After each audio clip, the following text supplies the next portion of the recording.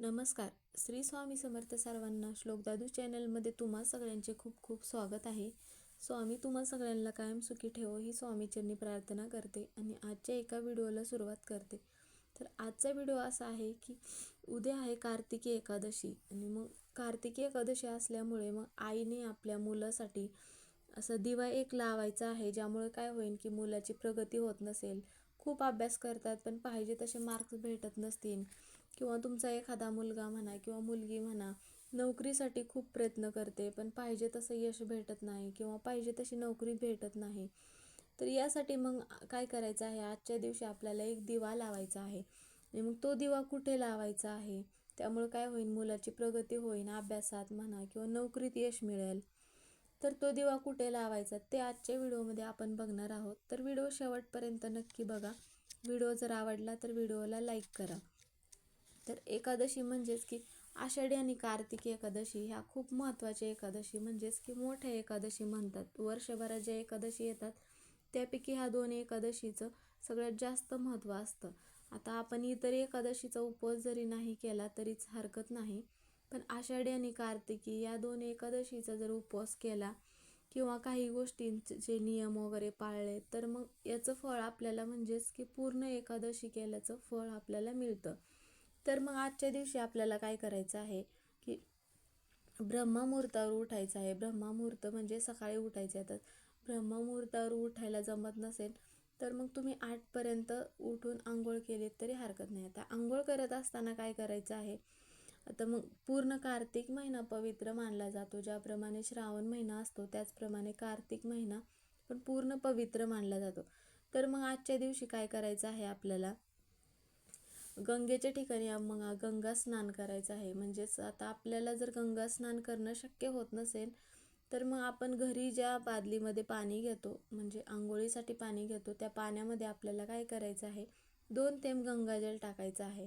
आणि मग गंगाजल टाकल्यामुळे काय होतं की आपल्याला गंगेच्या ठिकाणी स्नान केल्याचं पवित्र म्हणजे पुण्य लाभतं. तर मग गंगाजलचं 2 थेंब टाकून मग आपल्याला आंघोळ करत असताना म्हणायचं आहे, हर हर गंगे या मंत्राचा जप करायचा आहे, म्हणजे स्नान करत असताना. आता हे काय करायचं, हे कशामुळं टाकायचं आहे गंगाजल, तर आपल्या घरातील सगळीच व्यक्ती सारखे नसतात. काही व्यक्ती सतत नकारात्मक बोलत असते किंवा सतत वाईट बोलत असते. त्या व्यक्तीच्या मनातील म्हणा शरीरातील वाईटपणा गेला पाहिजे. त्यामुळे मग गंगा स्नान करणे खूप महत्त्वाचे म्हटले जाते. म्हणजे तीर्थ ठिकाणी स्नान करणे, तीर्थ ठिकाणी आपल्याला जायला जमत नाही सगळ्यांना, त्यामुळे मग त्यावेळेस मग आपण 2 थेंब गंगाजल टाकून स्नान केले तरी हरकत नाही. आणि मग त्याचप्रमाणे काय करायचं आहे, आता थोडीशी हळद पण टाकायची आहे त्यात. हळद कशामुळं की आपला गुरुग्रह बळकट करतो आणि एखाद्या व्यक्तीमध्ये जर सतत नकारात्मक बोलण्याची सवय असेल तर त्या व्यक्तीतील नकारात्मकता निघून जाते. म्हणजे हळूहळू का होईना थोडासा त्या व्यक्तीवर परिणाम होतो. आणि मग अशा पद्धतीने मग आपल्याला गंगा स्नान केल्याचं पुण्य लाभतं. त्यामुळे मग गंगाजल टाकून स्नान करायचं आहे आजच्या दिवशी.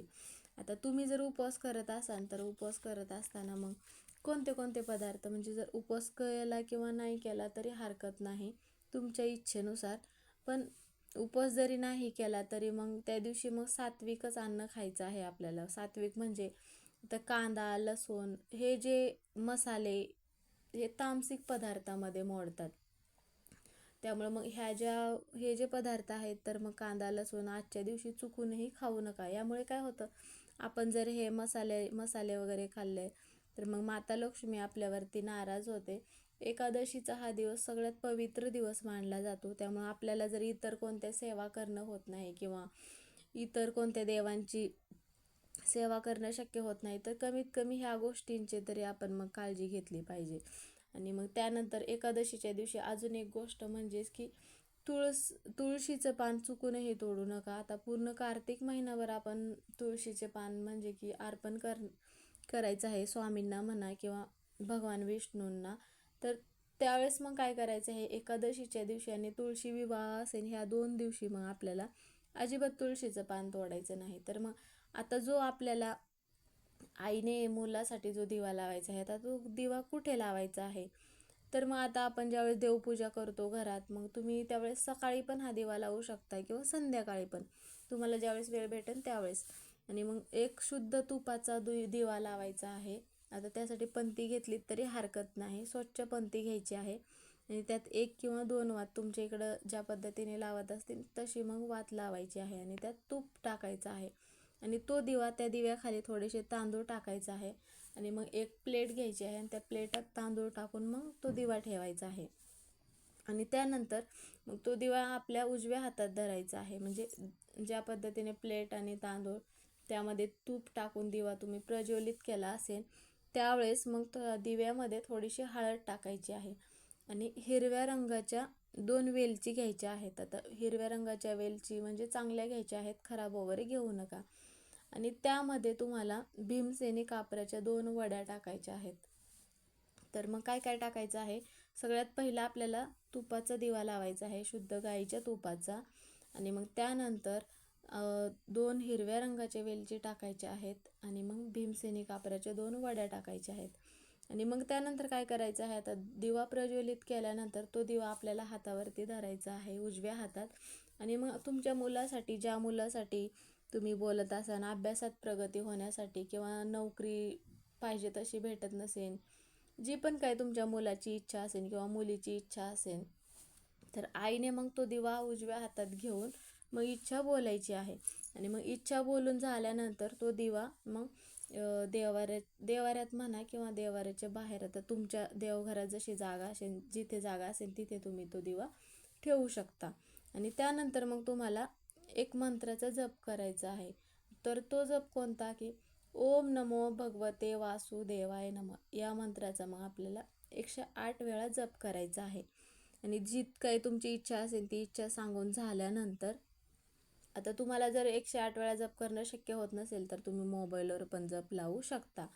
आणि त्यानंतर मग हा जो दिवा लावून झाल्यानंतर मग त्या दिवशी आपल्याला काय करायचं आहे, तुळशी मातेला पण तुपाचा दिवा लावायचा आहे.